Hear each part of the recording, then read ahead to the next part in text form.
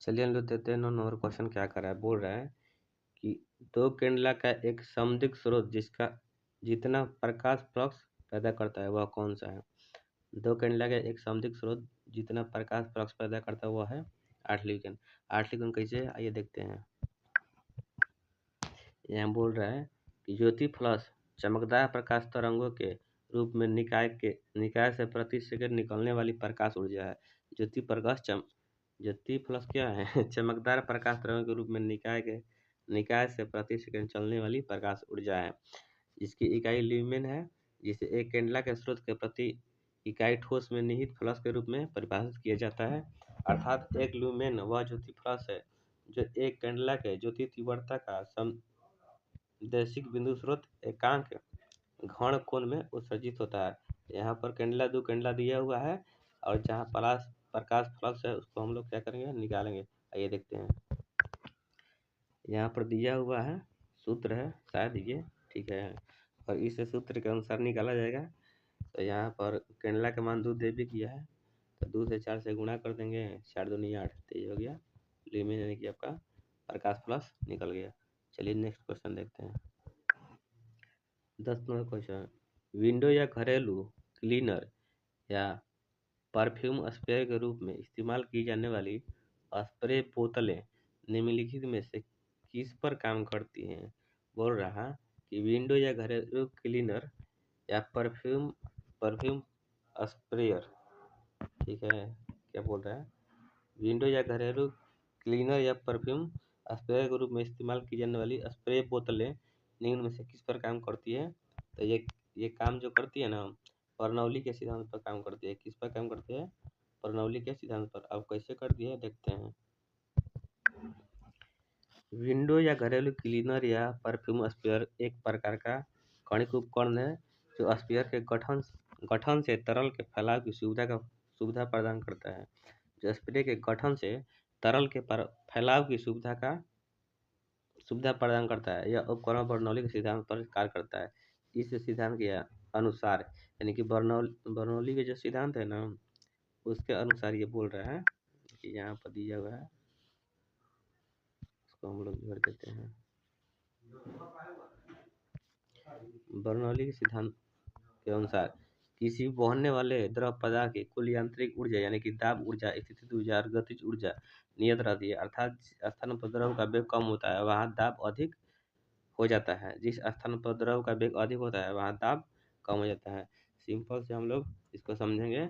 बोल रहा है कि किसी बहने वाले द्रव की कुल यांत्रिक ऊर्जा यानी कि दाब, स्थितिज ऊर्जा, गतिज ऊर्जा नियत रहती है। अर्थात जिस स्थान पर द्रव का वेग कम होता है वहाँ दाब अधिक होगा और जहाँ द्रव का वेग अधिक होगा वहाँ दाब कम होगा। यही कहता है बर्नौली का सिद्धांत। इस तरह अतः किसी भी स्फीयर में एक क्षैतिज और ऊर्ध्वाधर नली होती है जो एक दूसरे से लंबवत जुड़ी होती है। इसमें पतली वाली नली को पानी में डुबाकर दूसरी में पीछे से हवा वेग पूर्वक प्रवाहित करते हैं।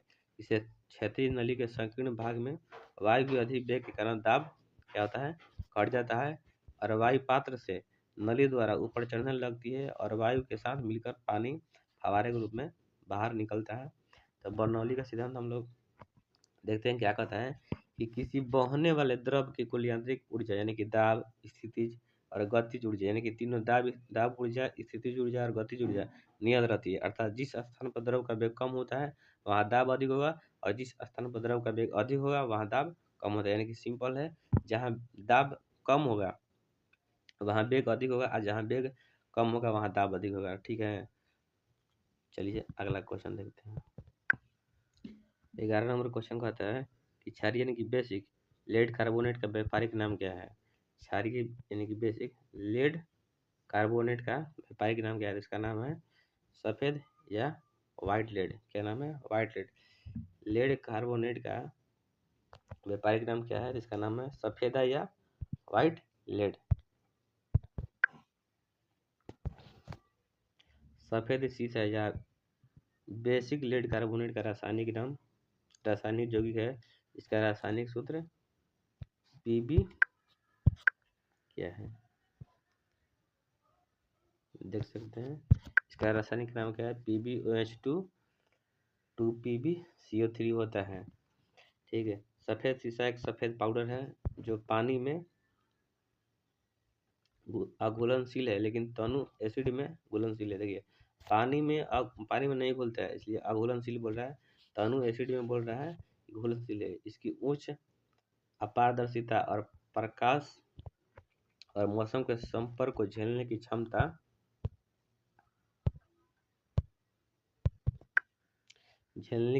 के कारण इसका उपयोग पेंट में सफ़ेद रंग द्रव के रूप में किया जाता है तथा जीवाणु रोधक गुण होने के कारण सौंदर्य प्रसाधनों में भी उपयोग किया जाता है। हालांकि यह अत्यधिक विषैला होता है, ठीक है, अत्यधिक विषैला होता है और सांस लेने में जोखिम पैदा करता है, ठीक है। लेड टेट्राऑक्साइड को रेड रेड रेड लेड या लाल सिंदूर या रक्त सिंदूर कहा जाता है, ठीक है। इस बात को हम लोग नोटिस करते हैं कि कह क्या रहा है। देखिए, बोल रहा है, यहाँ पर कह रहा है कि लेड टेट्राऑक्साइड को रेड लेड या लाल सिंदूर या रक्त सिंदूर कहा जाता है। इसका रासायनिक सूत्र कितना होता है? इसका रासायनिक सूत्र होता है Pb3O4 होता है।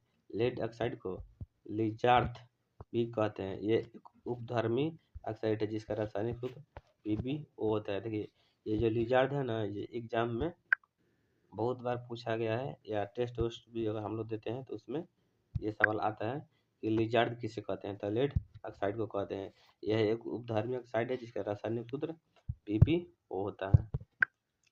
क्वेश्चन नंबर 12 का है कि निम्नलिखित में से किस तत्व की परमाणु त्रिज्या सबसे बड़ी है। बोल रहा है कि सबसे बड़ी परमाणु त्रिज्या किसकी है, तो लिथियम का है 167, बेरिलियम के है 112 और बोरान के है कितना, 87। तो इसमें लिथियम सबसे ज़्यादा है, बड़ा है, 167 है, बाकी बेरिलियम के 112 है, बोरान के 87 है। तो लिथियम हमारा सही आंसर हो जाएगा। किस तत्व की परमाणु त्रिज्या सबसे बड़ी है, तो लिथियम की है, ठीक है। हम लोग यहाँ देख सकते हैं कि लिथियम की परमाणु त्रिज्या 167 है, जो कि विकल्प में सर्वाधिक है। बेरिलियम के 112 है और बोरान के 87 है, ठीक है। और सबसे जरूरी ये नोट यहाँ दिया है कि फ्रांसियम की परमाणु त्रिज्या सर्वाधिक कितना है, 348 पिकोमीटर है। और सबसे न्यूनतम किसका है, तो हीलियम का। किसका है, हीलियम का है। हीलियम के सबसे न्यूनतम है, इसका कितना है, तो 0.2 है, 0.208, ठीक है। अगर क्वेश्चन पूछता है कि परमाणु त्रिज्या सबसे सर्वाधिक किसका है, अगर सर्वाधिक बोलेगा तो सर्वाधिक में चलेगा फ्रांसियम चलेगा, इसको हम लोग ध्यान रखेंगे। और हीलियम के परमाणु त्रिज्या सबसे न्यूनतम यानी कि 0.208 होता है, ठीक है। और ये फ्रांसियम के देखिए लिए 348 पिकोमीटर होता है। अगला क्वेश्चन देखते हैं। 13 नंबर हम लोग क्वेश्चन देते हैं कि पौधे में परदीप्ति कालिता की खोज किसने की। पौधों में परदीप्ति कालिता की खोज किसने की, तो ये किया था गार्नर और एलार्ड ने। कौन किया था, गार्नर और एलार्ड। पौधों में परदीप्ति कालिता की खोज कौन किया था, गार्नर और एलार्ड। चलिए इसका हम लोग डिस्कशन पढ़ लेते हैं।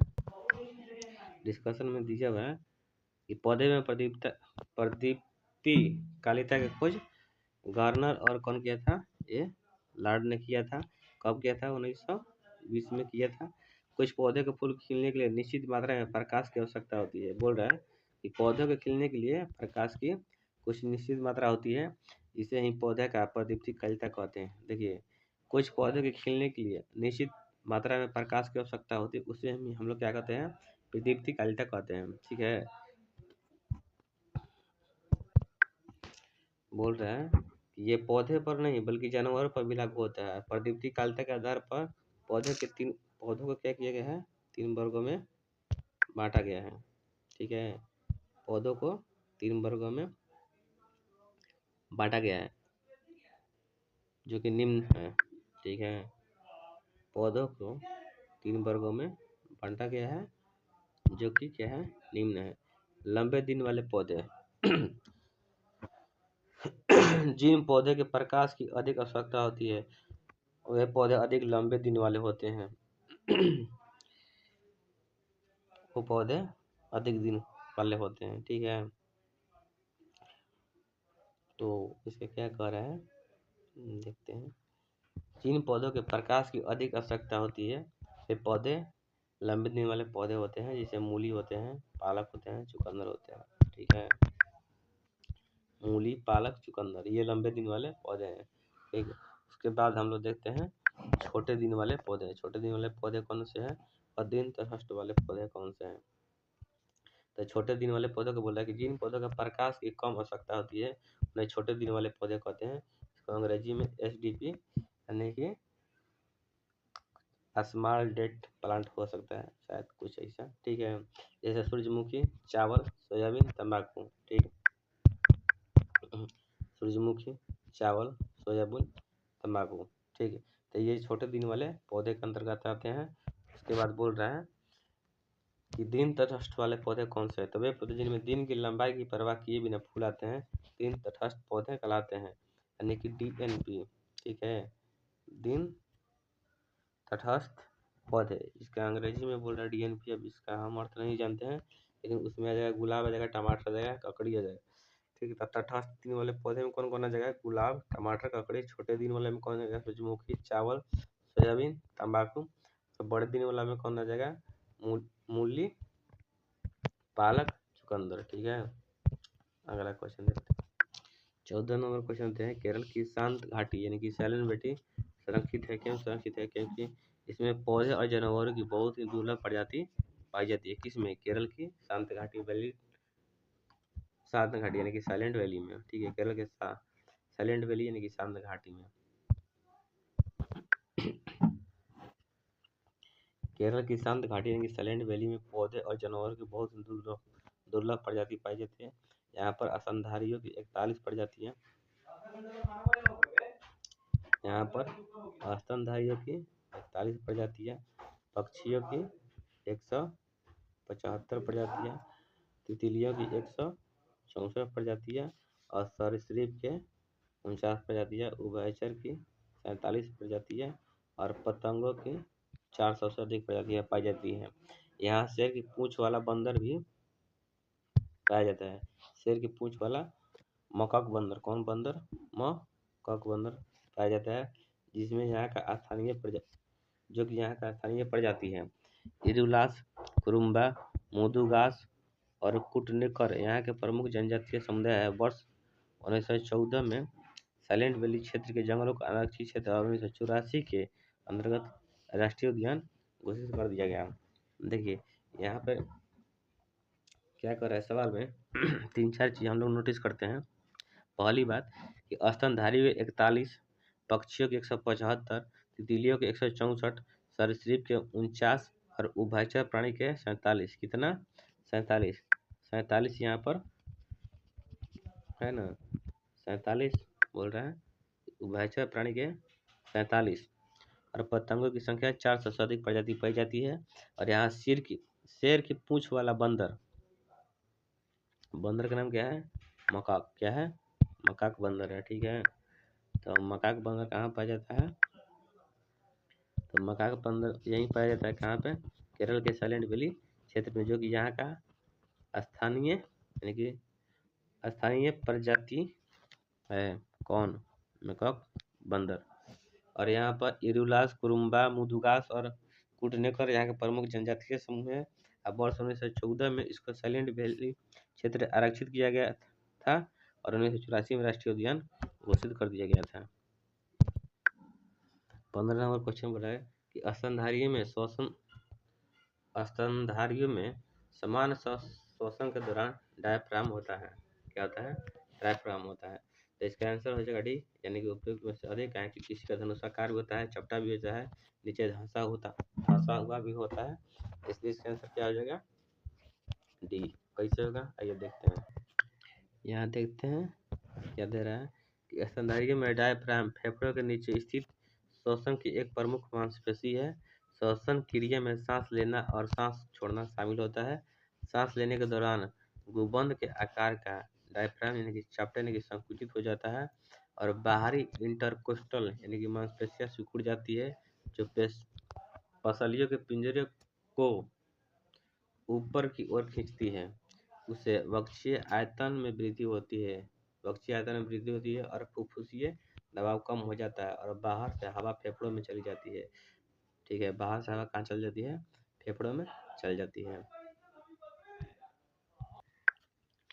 वहीं सांस छोड़ने की प्रक्रिया के दौरान अंतरकोस्टल पेशियां पसलियों के पिंजरे के अंदर और नीचे की ओर धकेलती हुई क्या होती है? स्थिर हो जाती है, जिससे वक्ष का आयतन कम हो जाता है। ठीक है, कम हो जाता है, फुफ्फुसीय दबाव बढ़ जाता है और हवा फेफड़ों से बाहर निकलने को मजबूर हो जाती है। अतः स्पष्ट है कि श्वसन क्रिया के दौरान डायफ्राम एक से अधिक आकार का होता है। देखिए बोल रहा है कि श्वसन करने के दौरान डायफ्राम का जो है ना आकार एक से अधिक बार होता है। यही बता रहा था कि चपटा भी होता है, सिकुड़ता भी है, बाहर की ओर भी रहता है, भीतर की ओर जो भी है।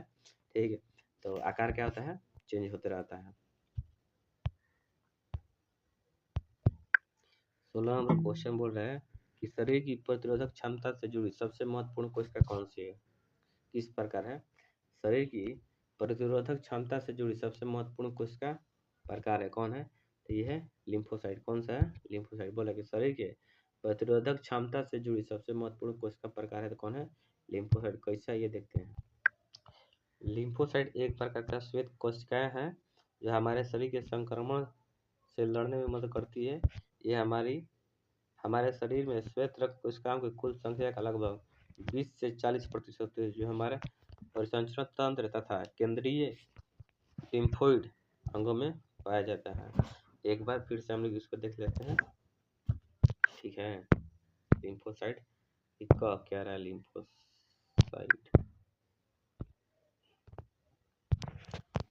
लिम्फोसाइट का क्या रहा है भाई? चलिए यहाँ जा। देखिए, लिम्फोसाइट एक प्रकार की श्वेत कोशिकाएं हैं जो हमारे शरीर के संक्रमण से लड़ने में मदद करती है। ये हमारे शरीर में श्वेत रक्त कोशिकाओं की कुल संख्या का लगभग 20 से 40% होती है, जो हमारे परिसंचरण तंत्र तथा केंद्रीय लिम्फोइड अंगों में पाया जाता है। कौन पाया जाता है? लिम्फोसाइट। ठीक है, तो ऐसे ही छोटा छोटा हम वीडियो बना के डाल रहे हैं, आप लोग देखते रहिए।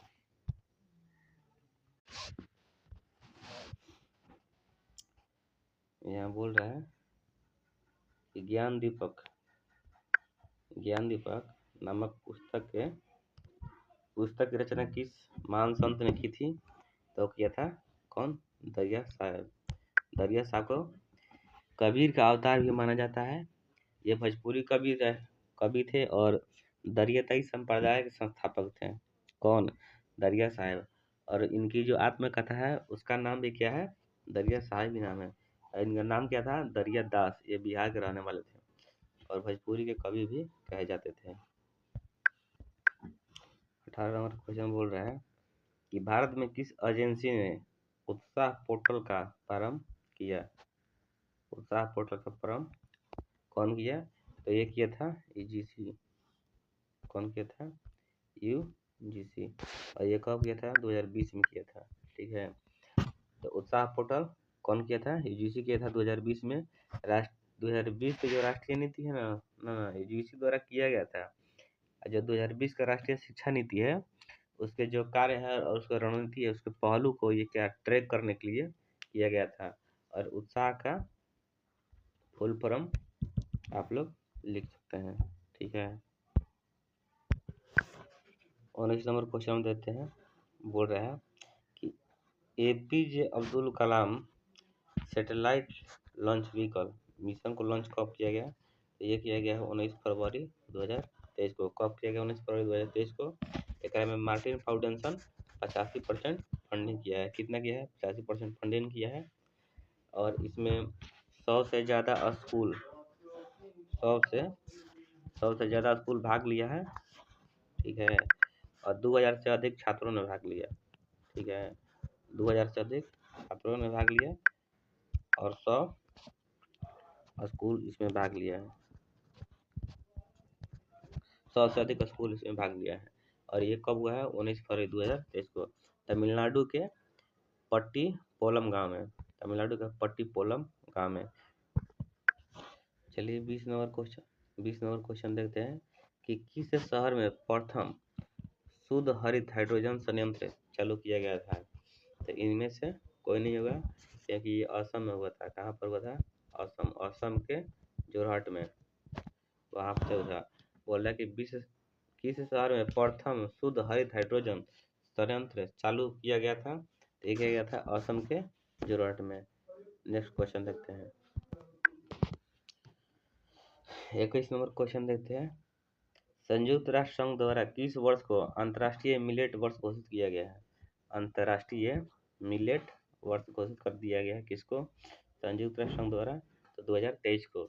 इसके अंतर्गत क्या किया गया है? यह प्रस्ताव भारत सरकार द्वारा 2018 में खाद्य और कृषि संगठन को वर्ष 2018 में अनुमोदित किया गया था। देखिए बोल रहा है कि भारत सरकार द्वारा वर्ष 2018 में खाद्य और कृषि संगठन को वर्ष 2018 में अनुमोदित किया गया था, जिसका उद्देश्य था बदलती जलवायु परिस्थितियों में मोटे अनाज के पोषण और स्वास्थ्य लाभ और इसकी खेती के उपयोगिता के बारे में जागरूकता फैलाना। यानी कि सिंपल से शब्द में हम लोग बोल सकते हैं कि जलवायु परिस्थितियों में मोटे अनाज के पोषण और स्वास्थ्य लाभ और इसकी खेती के उपयोगिता के बारे में जागरूकता फैलाना ही इसका मुख्य लक्ष्य था। और इसके अंतर्गत भारत जो है ना बाजरा का सबसे बड़ा उत्पादक राज्य बन गया है, जो कि भारत में ये 20% बाजरा का उत्पादन करता है और एशिया में 80%। ठीक है, किसके तहत? अंतर्राष्ट्रीय मिलेट वर्ष घोषित हुआ है, उसके अंतर्गत। चलिए नेक्स्ट क्वेश्चन देखते हैं। ये 22 नंबर क्वेश्चन तो नोबेल से है। ठीक है, तो ये नोबेल वाला चेंज हो गया होगा। चलिए हम लोग देख लेते हैं कि नोबेल के बारे में और क्या जानकारी इसमें दे रहा है उसके बारे में। तो नोबेल समझ हम लोग देख सकते हैं। नोबेल पुरस्कार स्वीडन के वैज्ञानिक अल्फ्रेड नोबेल के याद में दिया जाता है। इन्हें इनके आविष्कार डायनामाइट के लिए जाना जाता है। नोबेल पुरस्कार पहली बार 1901 में दिए गए। यह पुरस्कार 6 अलग क्षेत्रों में दिया जाता है। शांति का नोबेल पुरस्कार को छोड़कर सभी पुरस्कार स्वीडन के द्वारा दिए जाते हैं और शांति का नोबेल नॉर्वे के द्वारा दिया जाता है। ठीक है, तो हम लोग एक बार फिर से रिपीट मार लेते हैं। नोबेल पुरस्कार स्वीडन के वैज्ञानिक अल्फ्रेड नोबेल के याद में दिया जाता है। ठीक है, अल्फ्रेड नोबेल के याद में दिया जाता है।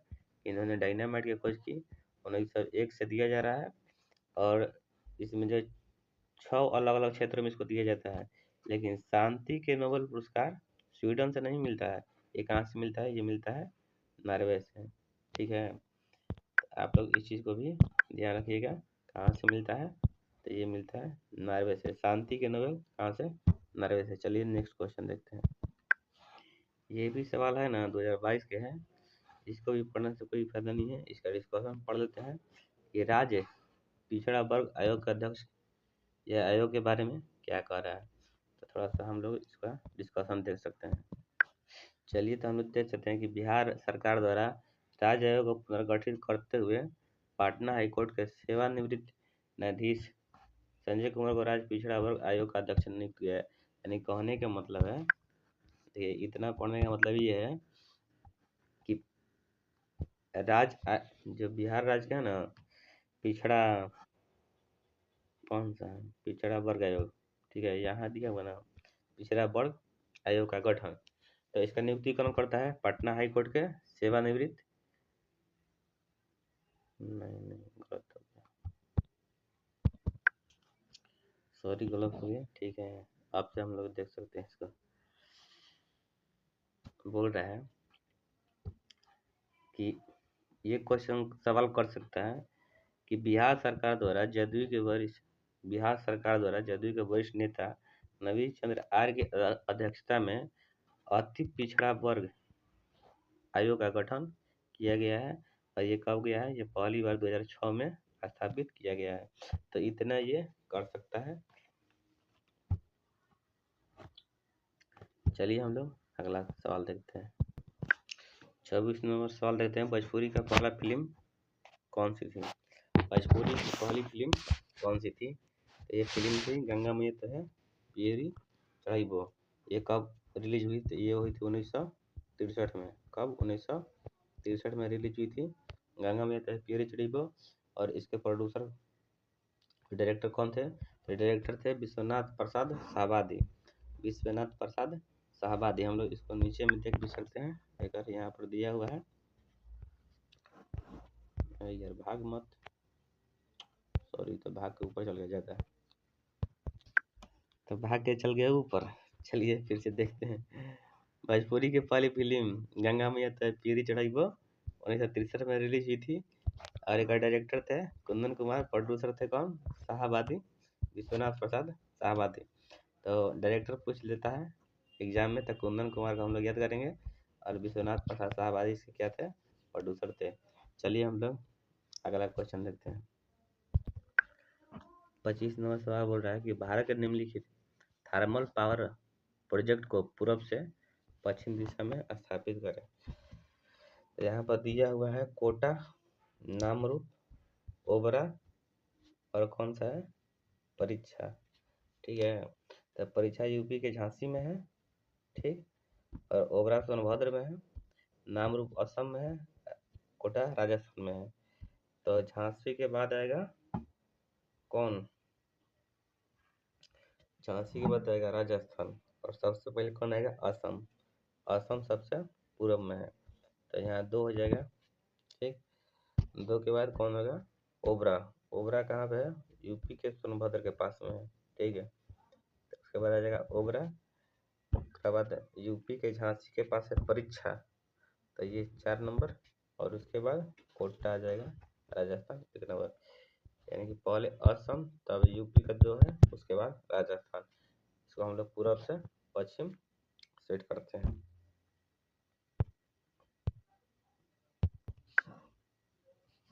बोल रहा है कि टी बर्था के अनुसार भारत की जलवायु किस प्रकार की है? तो टी बर्था के अनुसार जो है ना, भारत की जलवायु उपोष्ण मानसूनी जलवायु है। कैसी है? उपोष्ण मानसूनी जलवायु। आइए इसका डिस्कशन। बोल रहा है टी बर्था के अनुसार भारत की जलवायु उपोष्ण मानसूनी प्रकार की है। भूमध्य रेखा के दोनों ओर 30 डिग्री से 40 डिग्री अक्षांशों के मध्य भूमध्य सागरीय जलवायु क्षेत्र विद्यमान है। इसका विस्तार महाद्वीपों के पश्चिमी क्षेत्र में पाया जाता है। इस प्रकार की जलवायु में ग्रीष्म ऋतु में वर्षा होती है और यहाँ रेशेदार प्राकृतिक फलों का उत्पादन होता है। रेशेदार प्राकृतिक फलों का उत्पादन होता है। तो टी बर्था के अनुसार हम लोग देख लिए उपोष्ण मानसूनी प्रकार की यहाँ पर जलवायु है। चलिए हम लोग नेक्स्ट क्वेश्चन देखते हैं। सवाल है कि हैदराबाद में दक्षिण पश्चिम मानसून की वापसी की सामान्य तिथि क्या है? बोल रहा है कि हैदराबाद में दक्षिण पश्चिम मानसून की वापसी यानी कि लौटते समय की सामान्य तिथि क्या है? तो ऑप्शन इसमें दिया हुआ है, हम लोग डिस्कशन में देख सकते हैं। वापसी की तिथि दी जाए 15 अक्टूबर, ठीक है, 15 अक्टूबर। आइए डिस्कशन पढ़ लेते हैं। तो हम देख सकते हैं कि दक्षिण पश्चिम मानसून एक प्रकार की मौसमी हवाएं हैं जो हिंद महासागर और अरब सागर की ओर भारत के दक्षिण पश्चिम तट की ओर बढ़ते हुए भारत और पाकिस्तान बांग्लादेश में जून से सितंबर के बीच में बारिश कराती है। यह मानसून अक्टूबर और नवंबर के बीच वापिस लौटता है। इसे मानसून का निर्वर्तन कहा जाता है। क्या कहा जाता है? मानसून का निर्वर्तन कहा जाता है।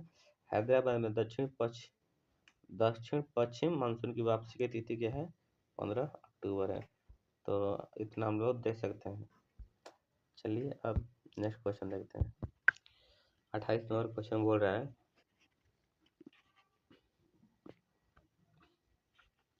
निम्नलिखित में से किस राज्य में नगरीकरण सर्वाधिक है? नगरीकरण क्या है? सर्वाधिक है। तो गोवा, कर्नाटक और महाराष्ट्र, ये क्वेश्चन ऑप्शन में दिया हुआ है, तो इसका आंसर होगा गोवा। कहाँ होगा? गोवा राज्य है नगरीकरण में सर्वाधिक, यानी कि नंबर 1 पर है। एक समान सिविल संहिता यहीं पर लागू हुआ है। कहाँ पर? गोवा में। और क्षेत्रफल के मामले में गोवा भारत का सबसे क्या है? भारत का सबसे छोटा राज्य है, ठीक है, सबसे छोटा राज्य है। और सबसे छोटी समुद्री तटरेखा वाला, अगर कहेगा कि सबसे छोटी समुद्री तटरेखा वाला राज्य कौन सा है, तो ये भी क्या है? गोवा ही है। चलिए हम लोग नेक्स्ट क्वेश्चन देखते हैं। 29 नंबर क्वेश्चन बोल रहा है कि मलनाड क्षेत्र का संबंध निम्नलिखित में से भारत के किस पठार से है। तो ये है कर्नाटक के पठार से। तो कर्नाटक के पठार से कैसे है, आइए हम लोग देख लेते हैं इसके डिस्कशन में। ठीक है, मलनाड क्षेत्र का संबंध मलनाड क्षेत्र का संबंध भारत के कर्नाटक के पठार से है। ठीक है, और यह पठार धारवाड़ पर्वतीय प्रणाली के ज्वालामुखी चट्टानों और ग्रेनाइट से मिलकर बना है। इस पठार का नामकरण कर्नाड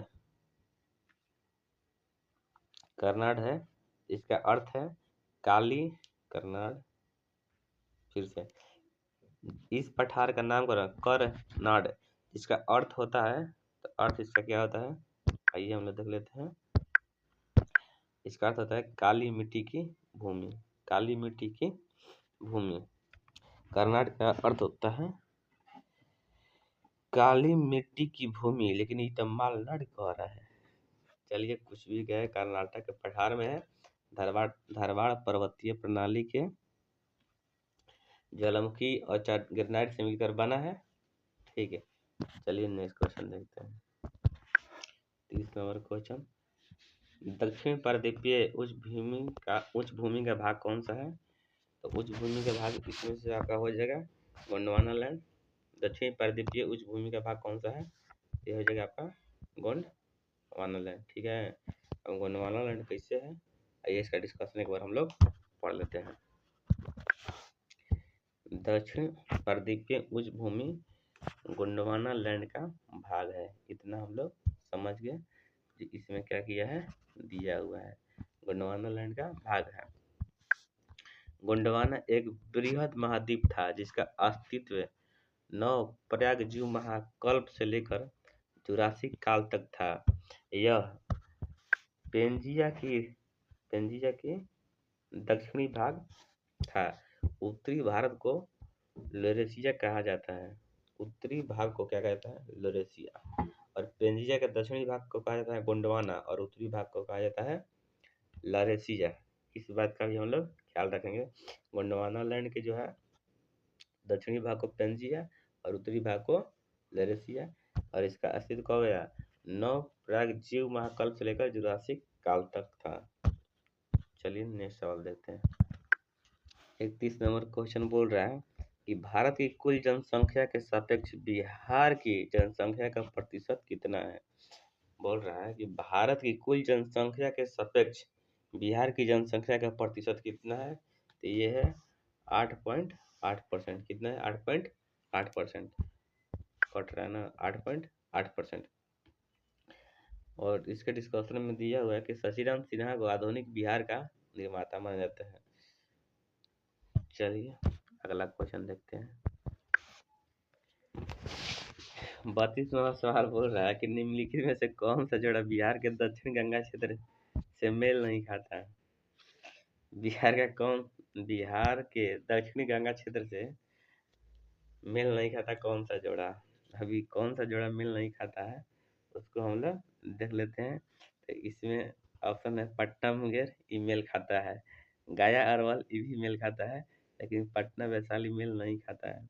क्या नहीं खाता है, तो ये दक्षिण गंगा क्षेत्र से मेल नहीं खाता है, इसके वजह से। यानी कि वैशाली अलग है और पटना अलग है, जो दक्षिणी गंगा क्षेत्र से मेल नहीं खाता है। चलिए हम लोग नेक्स्ट सवाल देखते हैं। बोल रहा है कि नव भारत का पैगंबर कौन कहलाता है। नव भारत का पैगंबर कहे या पुनर्जागरण का पैगंबर कहे, जो भी कहे, ये कौन होते हैं, राजा राम मोहन राय। राजा राम मोहन राय। ठीक है, तो नव भारत का पैगंबर किसको कहा जाता है, राजा राम मोहन राय, क्योंकि ये भारतीयों में राजनीतिक चेतना उत्पन्न करने वाले पहले व्यक्ति थे। भारतीय में कौन थे, भारतीयों में राजनीतिक चेतना को उत्पन्न करने वाले ये कौन थे, पहले व्यक्ति थे। ठीक है, और इन्होंने धार्मिक, नैतिक, सामाजिक और राजनीतिक प्रश्नों पर वाद विवाद भी किया हुआ है, इसलिए इनको नव भारत का पैगंबर कहा जाता है। किसको, राजा राम मोहन राय को। क्वेश्चन नंबर 34, बंकिम चंद्र चट्टोपाध्याय के आनंद मठ बंकिम चंद्र चट्टोपाध्याय के आनंद मठ में किस विद्रोह का उल्लेख हुआ है? तो इसमें हुआ है सन्यासी विद्रोह का। किसका हुआ है? सन्यासी विद्रोह का उल्लेख हुआ है। किसमें? आनंद मठ है ना, आनंद मठ है। ये तो डिजाइन बन गया। ओहो, एक बार और।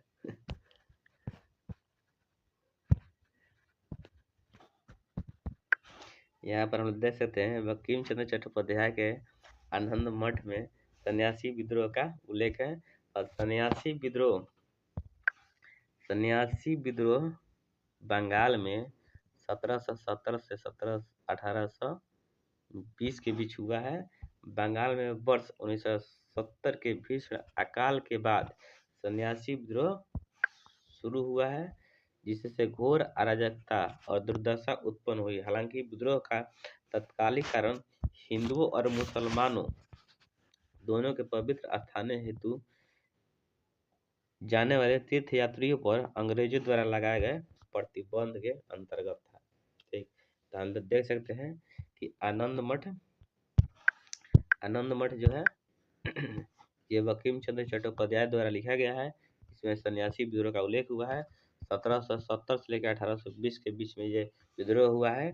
और बंगाल के 1770 के भीषण अकाल के बाद जो सन्यासी विद्रोह हुआ है उसकी चर्चा हुई है। घोर अराजकता और दुर्दशा उत्पन्न हुआ है उसका उसमें विवरण है। विद्रोह का तत्कालिक उसका मेन कारण था हिंदुओं और मुसलमानों दोनों के पवित्र स्थानों पर जाने हेतु तीर्थयात्रियों पर अंग्रेजों द्वारा जो प्रतिबंध लगा दिए गए थे, यानी कि मतलब जो हिंदू मुस्लिम है वो अपने पवित्र स्थान पर नहीं जा सकते हैं, उसके प्रतिबंध पर ही सन्यासी विद्रोह हुआ है। चलिए हम लोग नेक्स्ट क्वेश्चन देखते हैं। लंदन में अभिनव भारत का संस्थापक कौन है? तो इसका संस्थापक है बी.डी. सावरकर जी। ये बार बार क्वेश्चन आता है क्यूज में, सेट में, हर कुछ में। ठीक है, तो बी.डी. सावरकर जी क्या है? अभिनव भारत के संस्थापक हैं। और इन्होंने अभिनव भारत के संस्थापक कहा जाए, इनका पूरा नाम क्या है? विनय दामोदर सावरकर। क्या है पूरा नाम? विनय दामोदर सावरकर। चलिए इसका डिस्कशन पढ़ लेते हैं। यहाँ दे रहा है कि लंदन में अभिनव भारत के संस्थापक विनायक दामोदर सावरकर थे। उन्होंने अपने भाई गणेश दामोदर सावरकर के साथ 1904 में इसका स्थापना किया था। अभिनव भारत की स्थापना कब हुआ था? तो इसको हम लोग नोटिस कर लेंगे 1904 में। और विनय सावरकर और गणेश सावरकर ने 1899 में नासिक के एक क्रांतिकारी संस्था मित्र मेला की शुरुआत भी की थी। तो ये दो सवाल हो गए। पहला सवाल हुआ कि अभिनव भारत की शुरुआत कब किया गया? तो ये 1904 में। और 1899 में दोनों भाइयों ने मिल गए, यानी कि विनायक सावरकर और गणेश सावरकर ने क्रांतिकारी संस्था मित्र मेला की शुरुआत की। अगला हम लोग देखते हैं डिस्कशन में और क्या कर रहा है। तो अभिनव भारत के आगे चलकर अभिनव भारत के रूप में स्थापित हुई। इसके अतिरिक्त सावरकर ब्रिटेन जाकर India house of free India society से भी जुड़े थे। वर्ष 1937 से 1943 तक हिंदू महासभा के अध्यक्ष भी रहे थे। बी.डी. सावरकर क्या थे? अध्यक्ष थे। यहाँ हम लोग देख सकते हैं 1937 से 1943 तक अध्यक्ष भी रहे हैं। इनके द्वारा लिखी गई दो पुस्तकें जो महत्वपूर्ण है, the history of the war, तो ज्यादा हो गया the history of the war कहाँ जा रहा है इधर, the history of the war of Indian independence. और दूसरा बुक है हिंदुत्व, यानी कि हिंदू कौन है। इसको हम लोग देख सकते हैं, हिंदुत्व यानी कि हिंदू कौन है। तो बी.डी. सावरकर ब्रिटेन गए, India house free India society से भी जुड़े थे और हिंदू महासभा के भी अध्यक्ष ये रहे थे। कब रहे थे? तो तो 1937 1943 तक रहे थे। और इनकी 2 बुक है, the history of the war of Indian independence, और एक है बुक हिंदुत्व हिंदू कौन है। चलिए अगला क्वेश्चन देखते हैं। ये तो गदर आ गया। गदर पार्टी की स्थापना कहाँ हुई थी? तो गदर पार्टी की जो स्थापना हुई थी ना, ये संयुक्त राज्य अमेरिका में हुआ था, यानी कि अमेरिका में हुआ था। और गदर पार्टी की स्थापना के बारे में क्या क्या डिस्कशन में दे रहा है, आइए देख लेते हैं।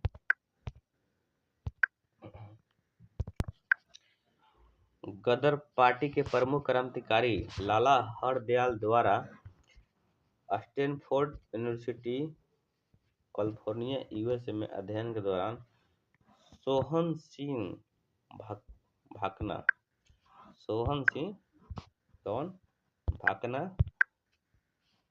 जो थे, फिर से सोहन सिंह भाकना के सुझाव पर 1 नवंबर 1913 को गदर पार्टी की स्थापना हुई थी। हम लोग देख सकते हैं गदर पार्टी क्या हुई थी, स्थापना हुई थी। इस पार्टी को प्रशांत तट का हिंदी संघ के नाम से भी जाना जाता था, यानी कि चलिए इसको हम हाईलाइट कर देते हैं। प्रशांत तट के हिंदी संघ के नाम से भी जाना जाता है। इस पार्टी के द्वारा हिंदुस्तान गदर नामक पत्रिका निकाली थी, जो प्रारंभ में क्या थी, उर्दू भाषा में, और बाद में गुरुमुखी भाषा में छपने लगी थी। इसका संपादक रामचंद्र पेशावरी थे।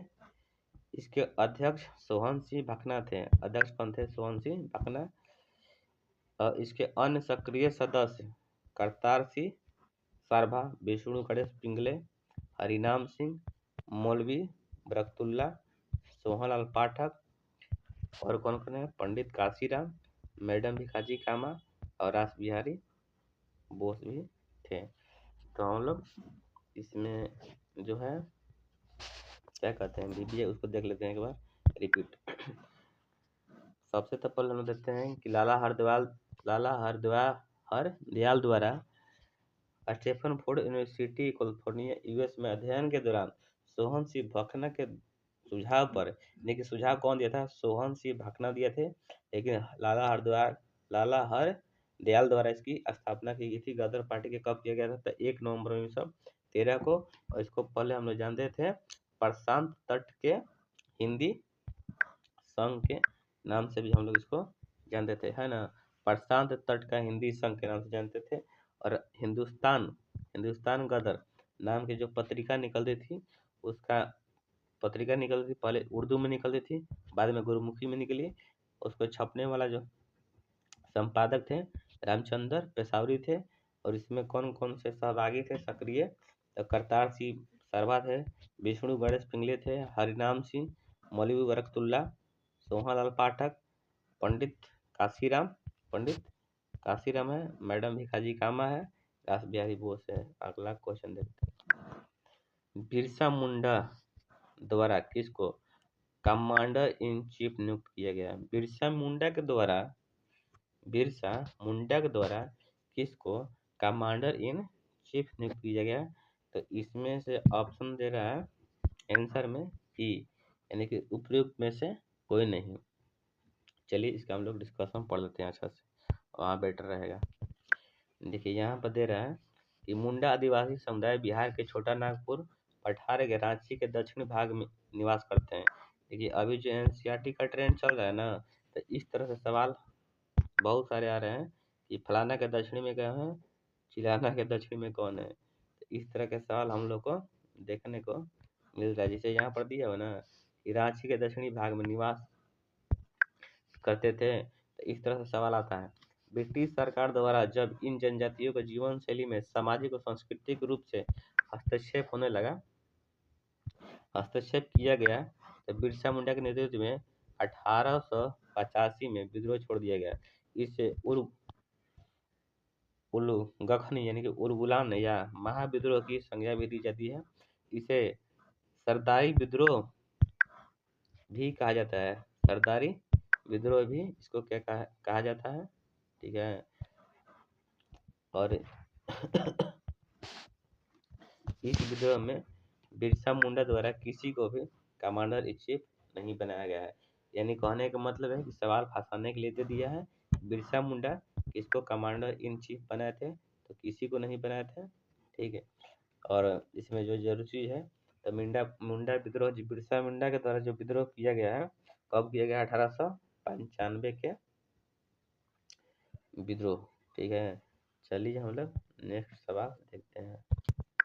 इसमें सवाल है कि बिहार समाजवाद पार्टी का गठन किसने किया था। बोल रहा है कि बिहार समाजवादी पार्टी का गठन किसने किया था। तो ये किया था फूलन प्रसाद वर्मा और जयप्रकाश नारायण के द्वारा। देखते हैं डिस्कशन में क्या दिया हुआ है। चलिए तो डिस्कशन देख सकते हैं कि बिहार समाजवादी पार्टी के गठन फूलन प्रसाद वर्मा, कौन, फूलन प्रसाद वर्मा, भूल गया बाबू, फूलन प्रसाद वर्मा, ठीक है, और जयप्रकाश नारायण के द्वारा। जीने नहीं देगा हमको, ठीक है, कहाँ द्वारा है, छोड़िए ऐसे ही। फूलन प्रसाद वर्मा और जयप्रकाश नारायण के द्वारा और कुछ अन्य लोगों ने मिलकर वर्ष 1931 में, कब 1931 में, इस पार्टी का उद्देश्य था समाजवादी विचारों का प्रचार करना, श्रम और किसान संगठनों का गठन करना। इस पार्टी के महत्वपूर्ण नेता थे आचार्य नरेंद्र देव, ठीक, संपूर्णानंद, यूसुफ मेहर अली, गंगा शरण सिन्हा, राम वृक्ष बेनपुरी और रामानंद मिश्रा। एक बार फिर समझ लेते हैं। बिहार समाजवादी पार्टी के गठन 1931 में कब किया गया और इसके गठनकर्ता कौन कौन है, जयप्रकाश नारायण है, फूलन प्रसाद वर्मा है, और इसका मुख्य उद्देश्य क्या था, समाजवादी विचारों का प्रचार करना और श्रम और किसान संगठनों का गठन करना। और इसके और भी जो सक्रिय नेता थे, इसमें आचार्य नरेंद्र देव थे, संपूर्णानंद थे, यूसुफ मेहर अली थे, गंगा शरण सिन्हा थे, राम वृक्ष बेनपुरी थे, रामानंद मिश्रा थे। अगला क्वेश्चन देखते हैं। देखिए यहाँ पर एक सवाल दिया हुआ है कि बिहार प्रोविंशियल कांग्रेस कमेटी, जिसका मुख्यालय कहाँ है, पटना में है, और गठन किस वर्ष हुआ है। तो बिहार से देखिए कोई सा क्वेश्चन दिया है, आप इस बात को थोड़ा ध्यान दीजिएगा। बिहार प्रोविंशियल कांग्रेस कमेटी, जिसका मुख्यालय है कहाँ, पटना में, और इसका गठन वर्ष कब है, 1908, कब, 1908 है, ठीक है, 1908 है।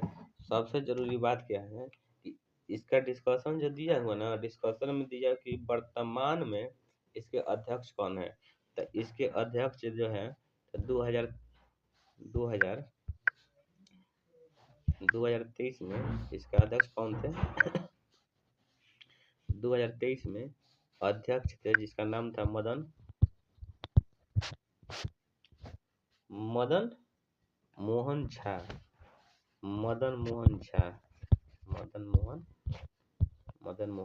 ठीक है। तो आप लोग क्या होता है, मदन मोहन झा, ठीक है। तो इस बात को भी आप लोग ध्यान रखिएगा कि अध्यक्ष भी पूछ सकता है, ठीक है। और यह ना बिहार प्रोविंशियल कांग्रेस कमेटी, ये भी इसका क्या है, हिस्सा ही है, किसका, भारतीय राष्ट्रीय कांग्रेस का। तो इसका स्थापना लोग देख लिया 1908 में पटना में हुआ है। मदन मोहन झा 2023 से इसके क्या है, अध्यक्ष है। बाकी एक बार अध्यक्ष को आप लोग देख सकते हैं। चलिए हम लोग लास्ट सवाल देखते हैं कैसा है। 40 नंबर क्वेश्चन, ये हमारा लास्ट क्वेश्चन है। तो 1913 में पटना में अनुशीलन समिति की एक शाखा का स्थापना किसने किया, ठीक है, किसने किया। तो इसका आंसर होगा सचिंद्रनाथ सन्याल। कौन हो जाएगा? सचिंद्रनाथ सन्याल हो जाएगा। आइए हम लोग इसका डिस्कशन देख लेते हैं। यहाँ पर दे रहा है 1913 में पटना में अंशुलन समिति की एक शाखा की स्थापना किया गया। किसके द्वारा किया गया? सचिंद्रनाथ सल्यान ने की थी। और बीएन कॉलेज के वकीम चंद्र मित्रा को इसका नेतृत्व करने की जिम्मेदारी क्या हुई थी? दी गई थी। ठीक है, वकीम चंद्र मित्रा को इसका नेतृत्व करने की जिम्मेदारी क्या हुआ था? दिया गया था। अनुशीलन समिति भारत के स्वतंत्रता संग्राम के समय बंगाल में बनी अंग्रेज विरोधी गुप्त क्रांतिकारी संस्था थी, जिसका उद्देश्य बंकिम चंद्र चटर्जी के द्वारा बताए गए मार्ग का अनुशीलन करना था। ठीक है, इस समिति का शुभारंभ कब हुआ था? 1902 में व्यायामशाला के रूप में हुआ था, यानी कि व्यायामशाला के रूप में इसको बनाया गया था। और इस समिति के प्रथम अध्यक्ष नाथ मित्रा और उपाध्यक्ष चित्तरंजन दास और अरविंद यानी कि अरविंद घोष हो सकते हैं। 1907 में कलकत्ता में वरिंद्र घोष और भूपेंद्र नाथ दत्त द्वारा इस समिति का पुनर्गठन किया गया, जिसका उद्देश्य क्या था? इसका उद्देश्य था खून के बदले खून। सिस्टर निवेदिता इस समिति की एकमात्र महिला सदस्य थी। किसका? अनुशीलन समिति के। ठीक है, चलिए तो आज का हमारा सेशन समाप्त होता है। जय हिंद, जय भारत।